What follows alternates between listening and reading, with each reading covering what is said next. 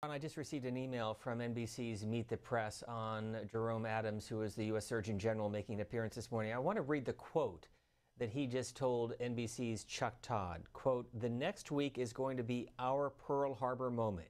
It is going to be our 9/11 moment. It is going to be the hardest moment for many Americans in their entire lives."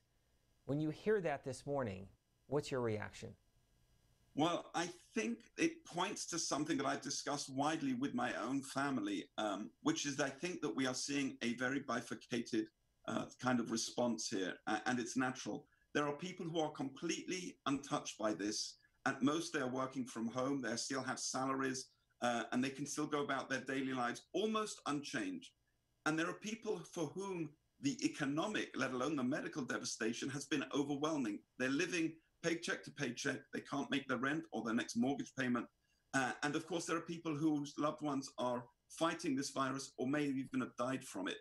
And I think what we're seeing here is this bifurcation, is that for many people, it will be exactly as the Surgeon General suggested. And for others, they'll sort of be scratching their heads and saying, well, life goes on around me. And in fact, it's a beautiful day out today. I'm going to go out and walk the dog. And I think it really is important for each of us to put ourselves in the shoes of those people who are on those front lines, even if we ourselves don't feel that this is, as the Surgeon General put it, the Pearl Harbor moment. For many, many hundreds of thousands of Americans, that's exactly right. And we need to offer our thoughts and prayers and anything that we can do physically to make the lives of the first responders, the physicians, nurses, support staff, as easy as possible. They're on the front lines for caring for the most sick and vulnerable today and every day. Our last call.